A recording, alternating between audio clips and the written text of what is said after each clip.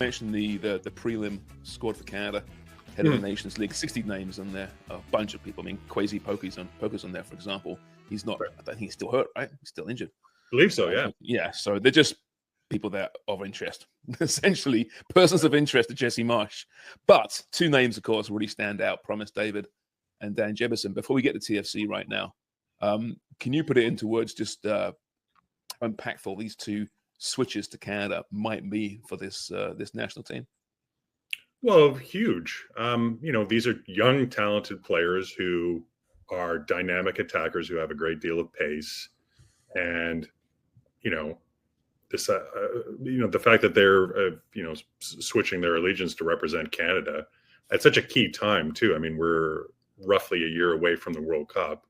I think Jesse Marsh has been pretty aggressive in courting dual nationals, right? I can remember one of the first things he said during one of his early interviews when he was hired was that he wanted to expand the player pool and not just sort of give opportunities to players who maybe kind of slipped through the cracks or didn't necessarily get a lot of opportunities under John Herdman, but also expand the player pool in terms of going after guys who are dual nationals. And he's been, as I said, pretty aggressive in that so far. And so it's great to see if you're a Canadian soccer fan, right, to see these sort of players who have options internationally pledging allegiance to Canada. And both of them are, as I said, young, dynamic players who I think could offer Canada's attack a lot going forward. And it's always good to have options, right? Especially with the World Cup coming. So I think this is a great sort of a development for the Canadian men's team. Yeah, not only that, John, but I mean, in the future World Cups too, because these guys are so young that they might not feature necessarily in 26, but they might in 30. Yeah, I think this is, it's not, I don't necessarily think it's maybe a move for 2026 so much as it is for, as you said, future World Cups, right? I mean, this is 2026 is great. Obviously, that's Jesse's sort of focus, but we also have to think sort of long term here beyond next summer and about the future of the program, for many years to come. And I think these two, young players coming in at this time will, give the program a boost, in the long term. A few TFC players, obviously, on this long list, including actually see Cozy Thompson back in there. And you promised me last season that you would ask him about his shorts at some point. Have you had a chance to do that yet? I haven't had a chance to. It's had a chance to do that. Top of my list to do things to do this week. Can you describe the shorts, Sharms?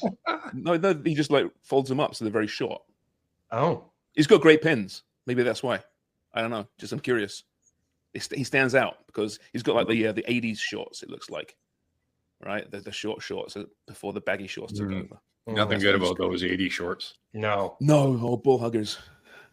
Yeah, these aren't bull huggers necessarily. Full on moose knuckles all the time. It was cold, man. Yeah. Especially for a goalkeeper back in those days before you wore tights and long pants. Yeah, you're right. JMO, so TFC, they come off the road with a point. Nice start to the season, I think. Tell me about the vibe around the club, how different it is if it's different at all right now. With Robin Fraser there, no longer John Herdman, a few new faces. Is there a different vibe or is it much the same? It's a little different. I think Robin has kind of come in and said, point blank that, the team has to be much better at defending. And I think one of the earliest things he said is about, how he views his defending is that, you'd rather die than give up a goal. And that's sort of like the mentality that he's trying to impart to his players. And, as a former defender himself of some repute, I mean, he was a former 2-time MLS Defender of the Year. And I think the players have sort of taken that to heart. And that's just sort of led to, I don't know how to describe it, a little bit of more grit and heart and grit to the team. And I think we saw that on Saturday, right? I mean, this was a team that, didn't come out of the gates at Audi Field all that well. And it looked like, when they conceded in the 7th or 8th minute, it seemed like, oh my God, this is going to be a long night. But then they fought back and, tied it, and then giving up a goal to Christian Benteke right before halftime. And you thought, okay, well, this is it. And then they fought back again. And, you know, how many times have we talked about this team's mental fragility over the last couple of years, about when the game doesn't play out the way they want it to, or according to their plan, then they just sort of lose focus or throw up their hands and say, well, that's it. And they kind of, you know, give up on themselves. There's just no way back. And so there was genuine grit and fight and heart in the team. And for it to, you know, earn a point at a place where, you know, they haven't won since 2016, when, you know, DC United was still playing at RFK Stadium.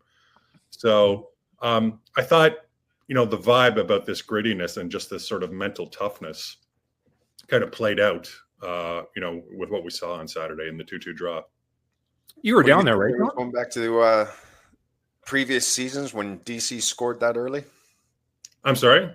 Did you think it was going back to previous seasons when DC scored that early? Yeah. I just thought, you know, here we go again. Like, you know, as I said, I mean, they came out really poor to start that game on Saturday. And then, you know, it was a pretty cheap goal to give away, you know, when you think about the pass that Henry Wingo made. And then I think like Kevin Long and a couple other players were slow to react. And so just a really poor, soft goal.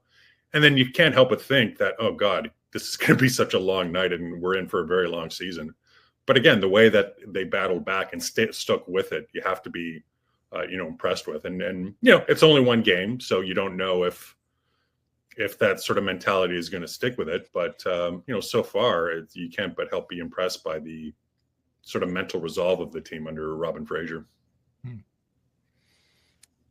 That being said, the 11 on the weekend perhaps won't be 11 for long. In that they've made a couple of signings. Maybe there's more coming. Zay Monlouis from the Arsenal systems arrived as a centre back. And the big Norwegian. We'll call him the big Norwegian, shall we? I don't know if he's that big. He's pretty big, right? Ola Brynhildsen. Is that how you pronounce it? We haven't seen him yet, so I got the pronunciation right here. I believe that's it. Yeah. I mean, I don't know the first thing about this guy. Is he the solution? Is he what they need? I think he sort of his profile is what they need. I think, you know, he's young. He's in his mid-20s. He's someone who can score goals and can create goals. He's very good in possession, can press. So in terms of winning the ball back, acting as that first line of defense, apparently, you know, pretty good from dead ball situations as well. What will be interesting is how he adapts to life in MLS. He has played his entire career in Scandinavia, whether it's in Norway and Denmark. And no disrespect to those leagues, but it's not a top European league. And scoring in, you know, Norway is one thing. You know, coming to a new league where he's never sort of, like I said, he's never played outside of Scandinavia. How will he adapt? The good thing is that his English is really impeccable. So he's so I asked him, you know, how did he sort of get to know the language so well? And apparently in Norway, they teach English from the second grade. So his English is really, really good. So I think that will help him acclimate to life in MLS. Plus, he knows, you know, he spoke to Sigurd Rosted, a fellow Norwegian, before he came here. He played with Henry Wingo in Molde when they were together. They were teammates. So he got a little bit of the lay of the land. He spoke to another Norwegian player in the league who plays for New York City, whose name escapes me. So, you know, I think he'll have a leg up in terms of just sort of adapting to life in MLS, because it is different, right? I mean, it's more travel. It's playing on a variety of surfaces. There's a lot more sort of involved. And as I said, it'll be really interesting to see how he adapts as someone who's coming over here, who's never played outside of his, you know, a very small geographic area of the world. Always found that the Norwegian boys are always good professionals, good teammates. Never played with a bad one. Yeah, I mean, I've only spoken to him once, but I get that sense from him. I mean, he seems like a very just sort of honest and earnest guy. You know, and he said quite candidly, look, I wanted a new adventure because he didn't feel particularly challenged in Norway and Denmark. He wanted to sort of test himself with another style of football. You know, he'd been thinking about MLS for a while. So again, I think just his player profile as a young guy who can score and can create is kind of like what this team needs. You look at like the type of number 9 that, you know, it desperately needs. Now, whether he can sort of duplicate his scoring form here is another matter entirely. We'll soon see. But I think just from a profile perspective, this is kind of, it looks like this is the player that TFC needs. Norway's big player has always been, though, to actually invade the UK eventually, once again, and annex it. That's the plan. Hence the English from a young age for Norwegians. That's part of the plan. So I don't trust Norwegians. I don't. Okay. That may or may not be true. I just say maybe I'll ask him when I speak to him. Okay. Seeger. Yeah, find out. Is it true? You're untrustworthy. Just to start this interview off, you're untrustworthy. Yes. Norwegians. I know the Norwegians seem like a nice people. I don't know what makes you. Well, they all seem nice until they invade you. JMO, he's a Brit. You know what they're like. Yeah. It's a cynic. They don't trust anybody. Right. Shouldn't trust them either. Norway originally. He's not German. He's Norwegian. I mean, I would think you would cut him some slack. And listen, before the Germans, the Norwegians were like running rampant throughout Europe. Don't forget. Okay. Sure. Memory's short, let me tell you. Apparently. I don't know where I was going now. But yeah, a couple of new signings though. We saw Theo Corbiano make his debut as well in Lorenzo Insigne's spot. How long will we call it? Lorenzo Insigne's spot? I'm not sure. Hopefully not for too much longer. But your thoughts on Corbiano's MLS debut? He did okay. I think he, again, dynamic player who I think you kind of saw flashes of what TFC is expecting from him in terms of, taking players on and, has got a nice turn of pace. I think the sort of relationship between him and Fede, because they were playing sort of up top, the understanding and the relationship has to sort of still develop. It seemed to me that they weren't necessarily on the same page a lot of times and had their wires crossed, but it'll come. I think there's just time. There's no question that Theo is a quality player. I think he just needs a little bit more time to sort of bed in. But I thought it was a decent sort of first showing from Theo. Any update on Insigne? What are you hearing? Just that his representatives and the club's representatives are still sort of talking and they're trying to hash something out. I think fair to say he's played his last game for Toronto FC, barring some sort of miraculous turnaround. Whether now what sort of the divorce looks like is the devil is in the details. Is it going to be a complete buyout? Is it going to be a mutual termination of his contract? Will he just get waived? These are all important questions because it has salary cap and roster implications as to the mechanism by which they decide to sort of let him go. So my sense is that it's not going to be a complete buyout, that it'll be some sort of mutual contract termination and he'll take less money because it seems like they're fully committed to just benching him if he's not going to agree to leave. So I think it's just a matter of when this will get sorted out, and it takes time, like anything. It's not something you just snap your fingers. There are things to be negotiated and worked out. So there's no real sort of timeline, but fully expected to get done at some point. Sorry, I just want to make sure that my brain is sure. TFC is fully on the hook though on this contract. It's a guaranteed contract. Right. He's under contract through June of 2026, so through next summer. So it's not just this year that they have to be responsible for him, which is $15.4 million. It's half of next season. So that total sum is what my math is about $23 million. They're not going to, I can't see them swallowing that, like just, paying that out in terms of, buying him out completely. They're going to try and negotiate him down to take less money so he can leave. Now, but if they do that, the problem is that it doesn't sort of free up any salary cap space, and it doesn't free up a roster spot or a DP slot. They would still be on the hook for that until his contract ends. If they buy him out free and clear completely, then he's gone. You get the DP slot and you get the salary cap sort of relief. So that's why, as I said, the devils are in the details here for a lot of this stuff. What an indictment, though, on him, that they're prepared to bench him to sit him rather than even see if there's anything there. I think it's the best thing you have to do because it forces him to say, hey, if he still wants to play at a professional level and has the pride to play at a professional level, he wants to get out there, no? Isn't that kind of and if he's sitting, that would play into his ego and, hey, at least I can cut a deal where I'm still making 15 mil or something. Isn't that kind of how it would work? I think so. Look, I can't see him sort of sitting for the year and a half, right? I mean, I'd like to think he has a little bit of professional pride, and he's not going to say, okay, well, you're not going to play me, then I'll just sit and I'll collect a paycheck. He's 34, so not exactly young, but he could probably play another season or two if he wanted, maybe 3. But to do that, he's going to have to sort of accept some sort of, termination of his contract where he's going to, have to take less. And, that's probably, get something done so that in the summer when the European window opens again, that he can make a move and find a club, whether that's in Italy or somewhere else in Europe, and, just get his career back going again. Yeah, because he could potentially be bought out, whatever that looks like, and he could train somewhere else until the window's open, right? Or as a free agent, he could actually sign anywhere else. But why wouldn't that have happened earlier in the off season? Is perhaps the question to be asked there. Is he? I know he obviously wasn't on the road in DC, but is he around the team here in Toronto? Or is he completely just? He's in Toronto, but as far as I know, he's not sort of like a training ground in anything, or training on his own or anything like that. I think he's just just waiting for this thing to sort of figure itself out and get done.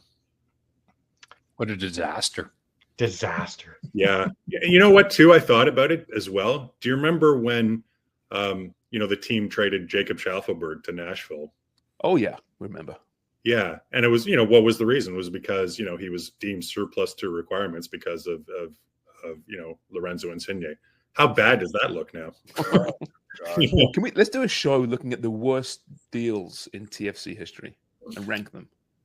Yeah, well, that would be right up there. I mean, I can't remember what they got. It was probably allocation money or something like that. But I mean, to let a talented player like that go, and a young player who could have been, one of the cornerstones of the franchise for a long time, to make room for essentially a player who isn't going to last 3 years, that looks really bad now. I mean, and a marketer's dream. I was going to say, John. Well, that too. I mean, the kid is just, pure PR, right? I mean, he's such a great, Jacob is a great guy, irrespective of, his sort of skills as a footballer. He's just like a great, wholesome guy. It's a great Canadian story, right? This kid from Nova Scotia and is becoming this sort of great soccer player. So, but in retrospect, that sort of deal now looks, particularly horrible. Yeah. Well, actually, I'm going over the 60-man prelim roster for Canada, and 57 of them at one time or another were at the TFC Academy.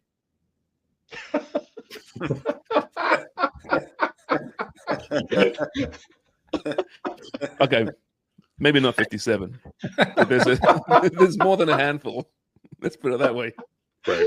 We should do that though. That's like over the course of the since 2007, the worst deals be signings or transfers or trades TFC's made. That would be interesting. I'm writing that down. It'll be a list of their worst things, and it'll be you doing the voiceover. Yeah. Well, I mean, and then the Insigne deal would certainly rank right up there. Right? Number one. Oh, up there. J-Mo is number one. Yeah. Well, I mean, Defoe wasn't great. Laurent Robert didn't work out very well. Oh, that was terrible. I mean, remember Mister? I was just about to bring that up because with Jimmy here, I mean, you played with Mister, didn't you? Or no? Was that in that game? Oh, Popeye. Yeah. Yeah. I mean, he was pretty bad as well. But no, I mean, I think Lorenzo, just in terms of the sheer numbers and the the largeness of the contract, has to rank as if not number one, then pretty much right up there. But just a terrible deal when you think who was it that said back in the day? It was a Dutch guy, wasn't it? Said we are the worst team in the world. Danny Koevermans. Yeah, Danny Koevermans in the world. In the world. And he doubled down. He said it after the game. He said we're having this, we're getting this reputation as being the worst club in the world. And he said that after a game. So you kind of think, okay, well, it's the heat of the moment. Maybe emotions are running high or whatnot. 2 days later, I mean, I asked him about it again at practice, and he doubled down on it again. So that was, after having some time to think about it. After he thought about it. Where is he now? After he thought about it. And the remarkable thing, too, is I remember speaking to Terry Dunfield because he lived near Danny in the beaches. And I think Danny drove him home after practice one day. And Danny said, well, should I have said that? Was that a mistake admitting that? And Terry said, well, I don't know, Coos. Yeah, maybe you shouldn't have said that. He's like, nah, you know what? It'll be fine. And then the next day, it just absolutely blew up. And there was a report on it on like the BBC website and in Japanese websites. It was just viral. So it was just like, Terry was just like dumbfounded. He's just like, yeah, good move, Coops. And we're still talking about it all these years later. That's how big it was. Yeah. We've got to track him down somewhere, Danny Cooper. I'm actually working on that. So are you? Yeah. Okay. Yeah, okay. Terry is going to be kind enough, it sounds like, to give me his contact information. So hopefully I'm going to speak to Cooperman sometime this season. You're going to bring it up again? Interesting. Oh, absolutely. I mean, what a great That's the reason why he's getting not all of to them. dwell on the negative here at TFC. They're coming off a decent performance and decent points, and there are some reasons to be somewhat hopeful, I think. But there's still that going back to the senior hanging over the club until he's gone. Right. It's going to be that way, I think, and maybe reallocate some of those resources. But I'm just kind of just transfixed now on the worst deals ever in TFC history. That it would be a fun piece. Fun might be the wrong word to use. I don't know, fun, but it would no. certainly be interesting. But well, maybe that's something I'll try to hammer out sometime this season. Yeah, the ones that got away as well, right? That's part of that in the top 10. So you mentioned, the Schaffelberg. There's so many. Jason Russell Rowe, Jaden Nelson's back. Jaden Nelson's Vancouver, 3 assists and a goal. I mean, when he left TFC a couple of years ago now, there were many shaking their heads like, why? There's a guy with potential. Yeah, although I mean, I think that was a little different in that, I just speaking to sort of people at the club, like he wanted to go, right? Like he wanted to go test himself at Europe and sort of, have that European experience. Plus, they got a transfer fee for him, right? It wasn't something that, they got sort of, they lost in like a fleeced in like a trade. It was something that they were able to actually make a profit of. And that's, that's what you do, right? As clubs, you sell young players and turn them around and make a profit. And it was someone who wanted to go to Europe to begin a new chapter of his life. So I cut them a little less slack on that one as opposed to someone like Jason Russell Rowe or Jacob Schaffelberg, who players that they helped develop, which they essentially just sort of let slip through their fingers for, not much in return. Right. Who's next at TFC? I'm just trying to stay out of the loop. Orlando City. Orlando, that's right. Yeah. And then away to FC Cincinnati, and then they play at home on March 15th against Chicago. You were in DC for Saturday's game. When's your next road trip? The game on March 8th in Cincinnati, so I'll be at TQS. Nice. So I don't know. I think 2 cold weather ones as opposed to going to Orlando. I'm not sure my reasoning. What are you thinking? Yeah, I don't know. I wasn't. Anything else, TFC guys? You want to talk to JMO about? I do. Yeah, because last week Asa gave his prediction on Vancouver Whitecaps. Asa Rahman.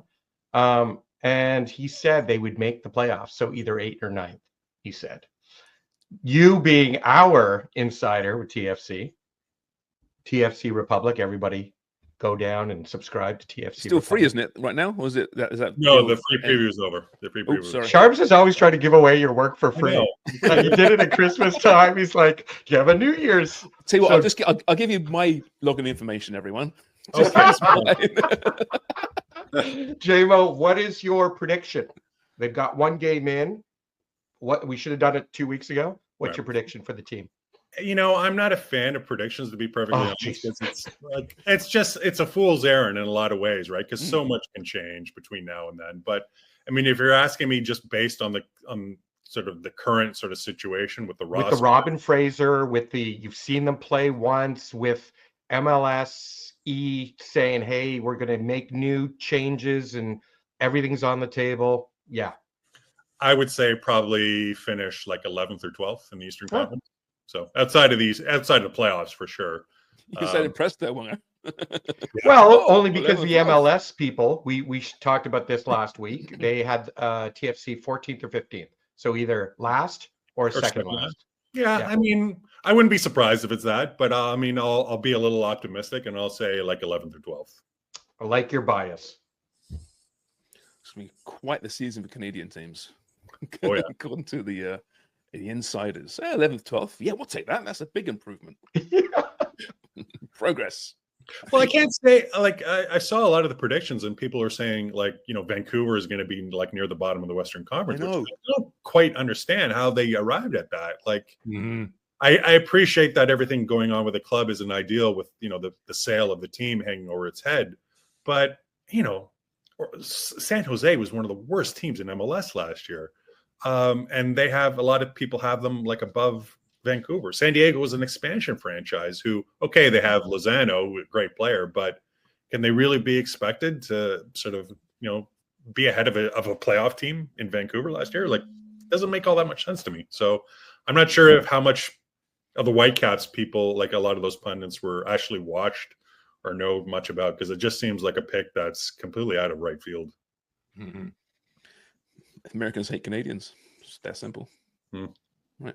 I got to say, I was treated really well down in DC for the weekend, so everyone was very welcoming. Yeah, like my sort of reporters, just people in the hotel, they were very friendly when they found out I was Canadian, so it worked out really well. Did you get to lurk outside the White House gates? I did not. No, I figured that was best not to go near there. So, what's that new setup like in DC? I hadn't been down there since the RFK days. It's a really nice stadium, Craig. It's very intimate. It's like about 20,000. The ends are very steep, so it kind of reminds me of Borussia Dortmund Stadium in that sense. Like they just they go up like at a steep level, but it's a nice little stadium. It's in a really sort of gentrified neighborhood. Like my hotel was about a 10-minute walk away, and there's sports bars, there's pubs. The Major League Baseball stadium is right there too. It's practically next to the stadium, so it's kind of like a sporting hub of the city in a lot of ways. But it's it's a nice stadium. It's great sight lines. The fans are kind of like right on top of the players with the way it's built. It's nice. It's a really cool setup. I never went to RFK like Jimmy did, but I imagine this is worlds away from RFK Stadium from everything. I can imagine. J-Mo, the last question I have is, I saw your photo from the press box. Yes. What was there any food in the press box? I want to know. Yeah, you know what? They put on a pretty decent spread. They did. I don't want to call it jerk chicken because it wasn't that, but it was kind of like this Caribbean flavored. Are you kidding me? Yeah. MLSE, Canada Soccer. Yeah. Just throwing this out. They had some like nice roasted potatoes and some steamed green beans. So it was a nice little spread they put on. J-Mo, do you remember you and I being at Yankee Stadium for that spread? That spread was amazing. Never seen anything like it in my life, let alone at a sporting event. That was incredible. It was like these buffet stations of everything you could imagine. It was incredible.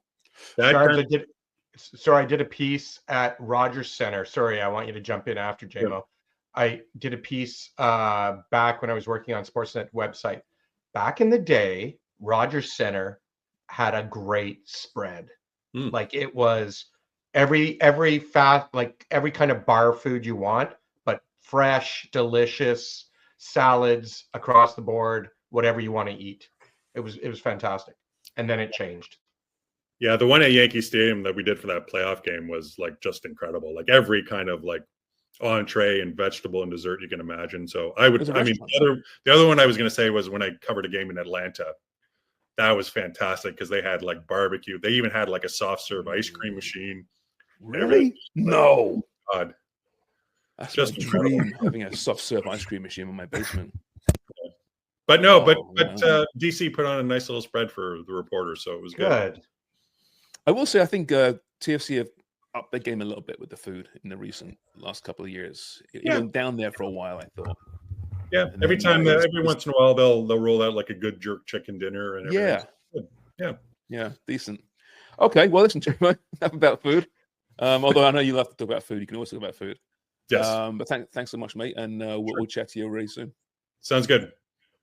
That is John Molinaro, TFCRepublic.ca, all things Toronto FC.